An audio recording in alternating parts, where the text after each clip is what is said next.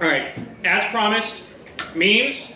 There were a lot of good ones. I could not show all of them, or it would just take the entire lecture to go through all of them. So I think we have, let me see. I laughed the hardest at this one, so instructor's choice. But again, there were a lot of good ones and a bunch of other ones that made me laugh, so it was hard to pick, but again, I didn't want to stand here and go through 50 memes, so.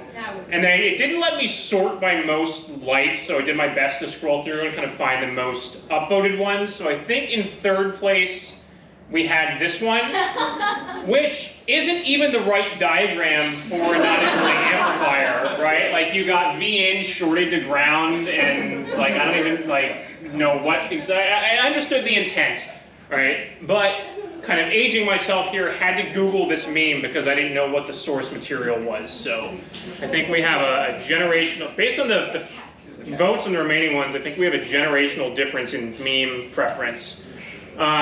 This one, well done. This was actually, I didn't embed the video, but this is a video for those of you who want to go on Canvas and watch it. This is just a screenshot of the introduction. And then this one, I don't even know who that is, or like what the original origin of, but I think this one had like 17 likes, which was by far, maybe the previous one was 15, but like, I think this is the winner, so congratulations. Again, same amount of extra credit for everybody, no extra points for the most likes, but. And then we did have a last-minute submission from Matan, who was still learning how to make a meme as of last night. We did have a couple good. There was another good Spider-Man one with high 5 volts and true or something. So I laughed at that one too this morning. But yes, he knows how to do it without the text boxes now, right? Okay. He doesn't have text boxes. Okay. So, important learning objective of this class: learning how to make memes if you didn't know already. Okay, I think, again, appreciate everybody who submitted. I don't know, maybe there's enough material in the class that I should have an extra credit meme on every homework assignment from now on or something instead of just once at the end. But okay, review. We are going to actually circle kind of all the way back to some of the slides I showed on day 1 of lecture this year. Remember, I gave this whole little pitch about how mechanical engineering as a profession literally started with these completely mechanical systems like steam engines, and now, like it or not, we kind of have these complex electromechanical systems with most of what we do. And coming into this class is mostly MAE juniors, you're used to this stuff, right? There's all of these problems from your sophomore level or first semester junior classes that kind of physically make intuitive sense to you, right? Like you grab the thing and apply a torque and whatever the reaction forces are going to be, or you throw a ball and it moves in a parabola. I feel like as a lot of mechanical engineers, you can kind of wrap your head around this stuff works. And then you get here and it's just like, what the hell is this? Okay, it's just a bunch of squiggly lines and there's voltage and current and you can't see it and it's confusing, but hopefully we did the concept test review on Wednesday. You have now come out of this class with at least a slightly more intuitive sense of how some of these things work, and not that I expect you to clearly have the formula for a non-inverting amplifier memorized and get the circuit diagram right from memory, but it's something you can go look up in the future and kind of jog your memory on. So you learned how to, not just the theory of how that stuff works, but how to actually build things with it. Right, all of these little bits and pieces. Maybe somebody came up to me in lab a week ago and asked if this was a QTI sensor. I said, no, that's the ultrasonic sensor. So hopefully you can identify all of these parts now and have used many of them. Looking at data sheets, right, there were still a bunch of memes about getting these upside down. You must have had like a dozen memes about blown up op amps or H bridges, right? So don't forget, going forward, there's that little notch that tells you which side is the top, or don't get your op amps and H bridges mixed up, right? All integrated circuits look the same. If you're just looking at the black plastic package, you have to be careful to read the part number. You have hopefully learned how to use an oscilloscope, and an oscilloscope is a useful tool. It is not something I want you to be afraid of. Okay, I managed to get through all of grad school being afraid of an oscilloscope, kind of leaving it for the one electrical engineer in the lab. Like, I don't know how to use this thing, you hook it up. So don't be afraid of the oscilloscope or your multimeter. They are useful. Okay? This diagram maybe looked like hieroglyphics at the beginning of the semester, right? But you can, and maybe again, it's still visually overwhelming. It's a lot of information all at once, but you can read this now, right? You can look at this and go, okay, external interrupt 1 is on pin 3. I understand what all this gibberish means. And this specific diagram is unique to the Arduino Uno, but you may encounter other similar diagrams for other microcontrollers or other hardware that you're using, and you now kind of have the foundation to understand what this stuff is referring to. Okay, the code, again, we talked about how some of you have done this before, some of you haven't. You now all can mostly do this, right? Kind of scary looking stuff with a bunch of binary, a better understanding of what is going on under the hood with an Arduino, as opposed to just all the stuff you can find for free on the internet. So we kind of did this whirlwind covering of all these topics in a lot of breadth, but not necessarily a ton of depth in all of them. So I realize we do have some seniors in this class, so it's kind of too late to take more classes on this stuff unless you're going to grad school. But for a lot of the juniors, if there's a thing where you're like, hey, I actually really wanted to know more about this one thing, this is a non-exhaustive list of kind of a bunch more classes you could go take about this stuff and things I kind of hand-waved this semester, right? If you want to go take a full-blown circuits class, again, it's purposes of your degree, it's kind of redundant if this one counted as your circuits requirement, but there's a physics one, and then the one that meets right before us in here is ECE 20 whatever, right? You could take another full-blown circuits class that doesn't have the microcontroller component. If you want to learn a lot more, really go deep into microcontroller programming, there's a 4,000 level ECE microcontroller class, actually taught now by a lecturer, Hunter Adams, who used to TA this class, and he could honestly probably teach this class better than I can, like great with microcontroller programming. Autonomous mobile robots, if you're like, hey, we're just kind of winging it with steering our robot and navigating here, I would like to learn more about how you actually do this, there's an elective for that a lot of people take. If you didn't, wanted to know more about how transistors actually work, because I just kind of hand-waved at it, whole class in semiconductor physics, and then I think there's an info science class that's kind of more you get to do another Arduino project, so this is definitely not an exhaustive list, just something to think about next year. Kind of there are individual topics you want to learn more about, but again, there's probably more out there. Cornell is huge. I don't have all the courses memorized, so. All right. Let me pause there for any kind of quick questions on any of the stuff we did going forward, or like robot project logistics questions, since I didn't ask at the beginning. And then we'll kind of switch gears to like bonus content for the last part of the lecture here. No questions? All right, bonus content. My next slide is blank. I don't remember what I'm doing next. Okay, so kind of circling back to some of the stuff from the beginning of the semester, I am going to pull up Professor Kirby and talk about myself for a bit. That joke killed in 2021. I don't know if you guys don't get that with Kirby anymore, or like he doesn't tend to go off on tangents about himself. Like, about that? Yes. Okay. So basically these are the day one slides, but out of order. So I did my PhD on the RoboBee project. I will talk about that more in a little bit. Kind of left academia and wound up switching to putting googly eyes on robots for kids. I will also, sorry, I saw the bee, and I didn't realize it was that. Is it just balanced there, or is it like on a headband? Okay. So talking a little bit more about both of these things, which may or may not interest some of you if you're interested in kind of grad school or robotics research or kids science education. So if you don't care about either one of those things, I apologize, but bear with me for a minute for the people who do. First question, have you ever seen this video? Raise your hand if you've seen this video before, on TikTok or Instagram or something. Okay.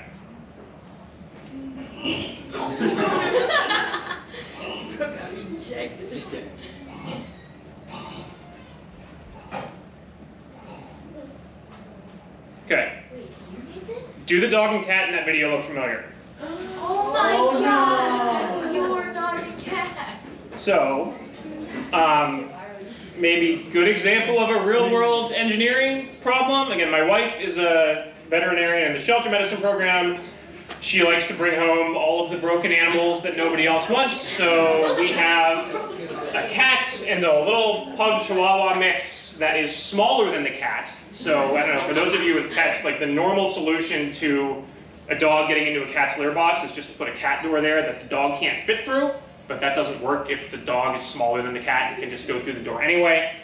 So we went through this whole thing and we tried to get like an RFID activated door for the cat, but the cat wouldn't push through the door, so we had to do the reverse and leave the door open by default and close the door when the dog approached. So that is a project that had nothing to do with Cornell, but it's kind of an example of a kind of Arduino project I did for my other job at a nonprofit, where it's kind of how the kids build fun stuff with Arduinos. So I was just curious. I've met like random people like, oh, I saw that video, that was your dog, so I had no idea like what the general distribution would be like. Okay, what does that have to do? These are a little out of order, so I'll just talk more about the K-12 stuff in a minute. Talking about RoboBees, which again, I know at least one student who had heard of RoboBees because they're interested in grad school, and again, I appreciate the bee plushie. So my PhD work in the Harvard Microrobotics Lab was on little tiny flapping wing robotic insects.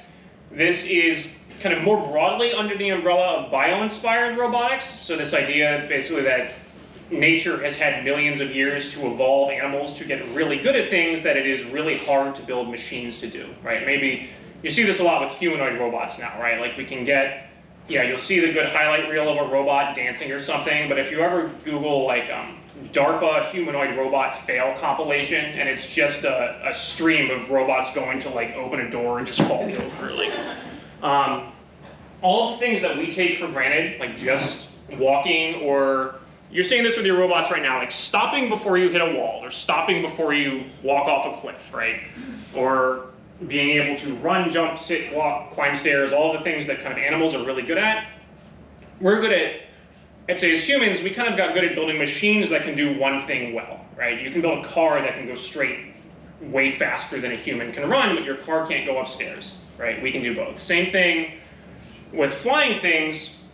We can build planes and helicopters, and even now small quadcopters are pretty maneuverable, but insects are just insanely maneuverable, which, you know, if you've ever tried to swat a fly, right? So kind of this idea of, okay, can we build machines that are as small and fast as maneuverable as insects? Sometimes with silly applications, like one of our grants, here's concept art for it, like, oh, if all the bees are dying, we have colony collapse disorder, we could like use robots to pollinate the flowers instead. Now, clearly, with apologies to my colleagues, like that money is probably better spent on saving the real bees. Okay, this is like plan B. This is the worst case scenario, like all the bees are dead, okay, now we need to pollinate the flowers somehow. Have you seen the Black Mirror episode where they kill people? Yeah, so that show did not come out until I think after I finished grad school, but everybody asks that now. So that's the other, the caveat here is that, and this is why MAE got hit so hard by a lot of the research funding freeze. Like a lot of this is actually defense funding, right? Like what I say, whenever you see the phrase search and rescue robot, it really means search and destroy. So I didn't realize that when I first got into grad school. So clearly, I'd say that the good underlying motivation is we want to be able to send robots into situations that are dangerous where you don't have to send a person first, right? Like whether it's a collapsing building, nuclear reactor, and Fukushima in Japan was a really good example of like sending robots in where it's literally too dangerous to send a person in. I mean, the reality during my PhD, it was a lot of military funding because we were still in Afghanistan and they wanted these things to be able to like go look in caves in Afghanistan, right? The flip side of that is that whenever I heard people about going like, oh, the government's using little robots to spy on you, it was like, no, they're not, because that's what I'm trying to do and it doesn't work yet. So I can guarantee you that they are not out there spying on people, because I have some videos of this in a second. And we like to like do silly things like have a photographer come in and put them on like flowers and honey and stuff like they were real bees. I don't know. But again, this was based on studying how real insects fly. So this is a video of a real fly, not a robot fly, kind of stuck in place, but it has a moving visual field on a screen in front of it. So you can see it takes a second to get there, but it kind of tries to turn by adjusting how it's flapping its wings. So it kind of like breaks with one wing and flaps harder with the other one, kind of like how you would paddle with your arms if you were swimming. So my thesis was basically, okay, how do we do that mechanically? When I got to Harvard, this video doesn't load, it's just an image, but basically my advisor, Rob Wood, had gotten this thing to lift off on guide rails. So there's kind of 2 vertical wires there that it's strung on that are acting like training wheels, and it needed those because it's not stable on its own, which I'll show in a second. So half the battle here was just figuring out how to build things this tiny, right? Like think about the scale of the screws and stuff you're using in your robot, and then look at how big this thing is, right? So I spent a lot of time actually hunched over a microscope with tweezers, which isn't usually something you think of for mechanical engineers, but assembling all these little laser cut parts because they're not being mass produced yet. So there's just the kind of mechanical design and fabrication, and then there's the, okay, now how do we actually get it to fly? Because, let's see, if you just kind of turn it on without those guide rails, it lifts off but just kind of immediately crashes over, right? This is with no onboard control. Well, it's like putting a brick on the gas pedal and just kind of letting it go, right?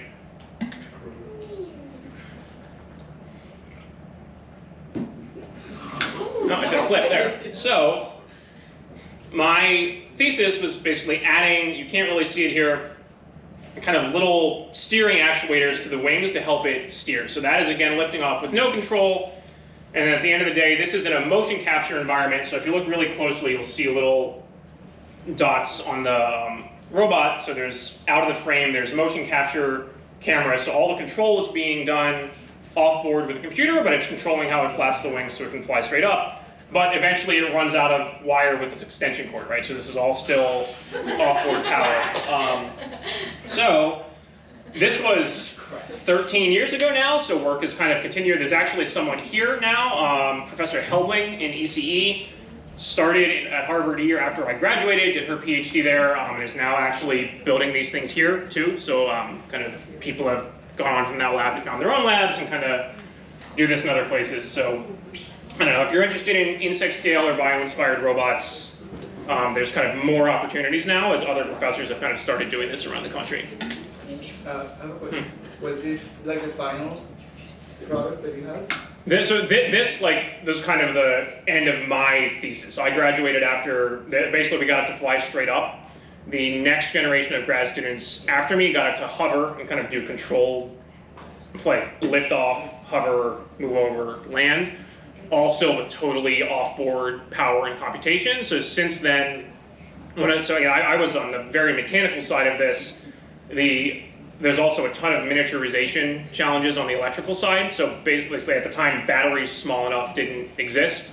So the energy density, we usually hear about energy density of batteries when we're talking about like electric vehicles compared to gas vehicles. But here you're talking about compared to proteins or fats or carbohydrates or however small insects can store food. Like a fly can fly for whatever, hours or days without eating or whatever it is, right? But like a tiny battery is so much of the weight is packaging and not actual useful energy storage that you couldn't stick a battery on there. And then same thing with computation, right? You need we talked about accelerometers, right? Insects have very simple organs that let them kind of navigate because they have a rough sense of where the sun is or kind of whether things are moving in front of them or balanced. But miniaturizing, say the IMU in your phone, right, that tells you if your phone is upright is still way too big for something that light.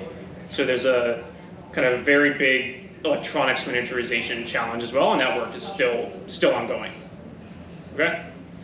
So sorry, I kind of blasted through that there. I should have paused for like other RoboBee questions if people are curious about anything. Okay. Just that in the Black Mirror episode. Okay. All right. So while I was doing all of this, I started doing a bunch of kind of K through 12 and outreach events, and we have enough time for a bit of a tangent about this. Again, I'm pulling a Kirby here. We got a request when I was a second-year grad student to give a lab tour to advanced high school students. And I thought, okay, these are going to be kids who have like taken AP Calc and Physics, they're thinking about engineering school.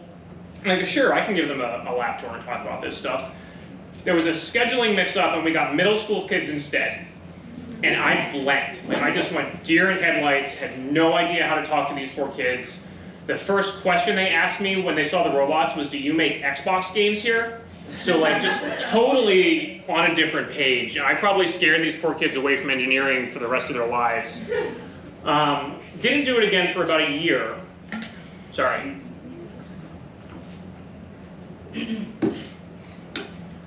And got another request from someone whose daughter was in middle school if we could come give a guest presentation. And so we thought, okay, we're just doing this guy a favor, but at least we know the target audience now. So maybe we can, kind of do this a little better. Still went into it thinking the kids were going to be bored, but at least prepared a more age-appropriate presentation, and held their attention for an hour, like an entire auditorium full of middle schoolers, just like, wow, basically these videos, right? Were like, wow, this is the coolest thing I've ever seen. And then when I asked if they had questions at the end, all their hands shut up. And that was kind of my aha moment for, like, wow, okay, if you prepare and do this right, it can actually go really well. So I started kind of seeking out opportunities to do this more. So there's me with a lot more hair at the Boston Museum of Science. And kind of doing like a robot show and tell thing. And what I noticed as I was doing this was a lot of the parents and teachers would ask, like, hey, that was really cool. Do you have some project we can do, or some curriculum or something we can actually do with the kids instead of them just kind of seeing the robots?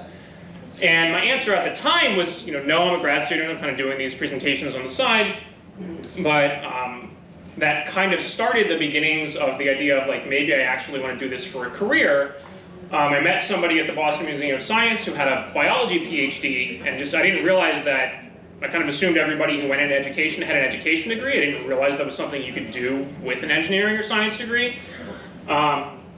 So kind of realized, like, hey, I think I actually enjoy this part of it more than the research part, so kind of diverged and wound up actually working for a nonprofit, kind of doing, again, the robotics and Arduino stuff for kids now. Let me see, my slides are really out of order. I've talked before about how, or maybe when I gave my little elevator pitch about this last time, it's rewarding because the kids have fun, right? Like, this is a thank you note I got from a kid, where at the very end, I'm not going to read the whole thing, but it says, if I don't become a world famous hockey player, then I'll want to be some sort of engineer. So, like, priorities. The other thing I noticed, and again, forgive me, I'm going to do my soapbox thing for a minute.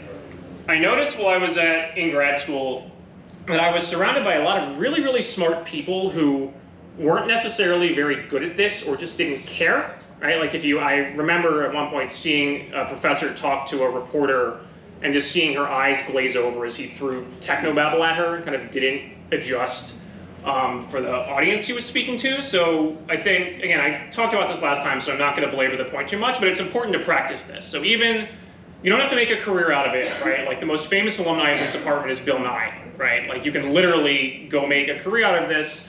I clearly am not as famous as Bill Nye, and my career is more kind of behind the scenes than in front of the camera on TV or something, but when you get a job and they, like, do an event like this once a year, where it's like, hey, we're going to a school to volunteer, or we have people bring their kids to work day or something, you should still kind of be involved at that level and not just view this as like, oh, this is somebody else's problem, I'm going to leave that to the education people. Because again, I think it's important, it's fun, and it's important to kind of practice that skill.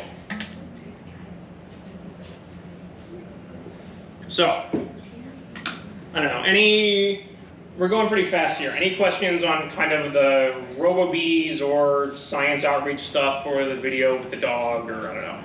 Yeah. Was there an attempt to commercialize the technology, either when you studied or now? The little so not, and that is all still so kind of early stage that it's not. I mean, so kind of similar to Cornell has like the Rev, the incubator, right? And like various professors will have kind of a startup spin out of their lab. Harvard had a similar kind of startup funding initiative, and some labs may have had startups for different things, not for the RoboBees specifically, because again, these are still so far out from being a commercial product. That's kind of another mini tangent or rant, is if you ever see a news coverage of some research that says scientists say this may one day cure cancer or whatever it is, that means in like 20 years, right? Like, a lot of those articles tend to be written like, oh, this is going to happen tomorrow, like the government is going to be spying on us with these little robots next week. I finished my PhD over 10 years ago, and these things aren't flying around out there yet, right? So a lot of this stuff is very, very long time scale and not something that can be commercialized shorter term. Again, that's not true for, like, there were other things, maybe other people in my lab or adjacent labs were doing that did have startups or commercial, so like kind of using some of the underlying technology used to manufacture these things, but not the RoboBee specifically. Like, you can't go buy a RoboBee anywhere. Yeah, no, I know, but I thought that maybe you had, like, there was an interest in the lab to at some point commercialize, but it doesn't seem like. I'd say it depended on the person. Again, not everybody went into academia, right? There was one guy I graduated with who did go do a startup, again, kind of based on the fabrication technology, but not the RoboBee itself as a product. Okay? Sure. Did it involve any coding? Did it involve any coding? Yes, but mostly MATLAB for me. So I got through all of grad school without ever using an Arduino. Again, since it was all off-board computation and power, it was basically just like a big rack computer and power supply. Because even if you took the chip out of the Arduino, right, the actual microcontroller part, that would still be way too big, right? So there are, I think, it wasn't all just flying robots, there were some crawling robots too that can hold more weight. So I think there may have been some autonomous versions of those that did have a little onboard microcontroller. But for me, it was mostly MATLAB feeding the control signals to the robot. And I took MATLAB in undergrad and then used it in grad school. So no coding in the sense that exactly what we've done in this course, but yes, some coding. And also kind of on the data analysis and a lot of MATLAB for that. Okay. Other questions? Yeah. Again, I know not everybody in here is thinking about grad school, so apologies if this part is boring, but it's the last day and we don't feel like learning about any certain stuff, so. All right.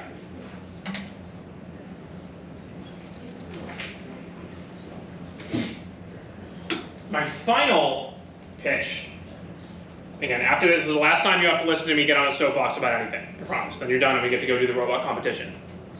Circling back to one more thing I mentioned at the beginning of the semester. Remember this one, the Cornell humble brag? So I asked you guys to raise hands and be honest about whether you've ever been on either end of this conversation. Okay.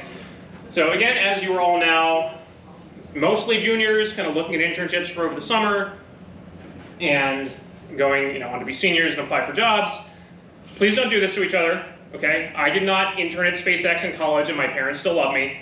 Okay? SpaceX didn't exist yet, but still, if it had, I probably wouldn't have interned there. So question for you guys. What do you think my first summer job in college was? Coffee shop. Coffee shop, like internship at tech company. Again, SpaceX didn't exist yet, but like internship at Boeing, Boston Dynamics, big robotics company, research experience for undergraduates, undergraduate program for people who want to do research over the summer. Which one of those? None? Okay, maybe I should have everything. Or playground counselor at the Susquehanna Township Department of Parks and Recreation. I did not see that. So,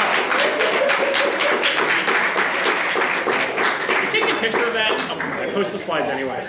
So, point being, yes, I did eventually, I did research the summer between my junior and senior year, right? So this is not to tell you like, oh yeah, you can just go work at McDonald's and eventually you'll get into grad school anyway, right? But the stress I see among Cornell students about the whole internship thing, like, you'll be okay if you're getting a Cornell engineering degree. And related to that, even after the internship part, is my parting advice, again, unsolicited life advice here, is not to just weigh the whole thing on some combination of salary and prestige, right? You want to go work for some big name tech company, Google or SpaceX, or some sexy new startup, and make $100,000 a year starting. That money evaporates really fast if you are paying $4,000 a month for a studio apartment in San Francisco, right? And if you are actually working an 80-hour week, then your effective hourly rate is not any better than somebody who's actually working a 40-hour week, right? So my career advice is definitely don't just think about it like that, but weigh in all of the work-life balance stuff, right? So what's the actual salary? What are the hours per week? What's the vacation time like? What's your commute time like? What is the family leave policy for those of you who want to start families? All that stuff. That is a much better way to think about it than just like, oh, I want to brag that I work at Google, okay? And that is absolutely not to say, like, if you think, I want humanity to be an interplanetary species, and I want to see humans on Mars in my lifetime, and I am willing to go work my butt off at SpaceX to make that happen, like, absolutely go do that. Don't let me or anybody else tell you not to, but do it because it makes you happy and not just because you want people to be impressed that you work at SpaceX. Okay? That is it. Last lecture. You don't have to listen to me anymore.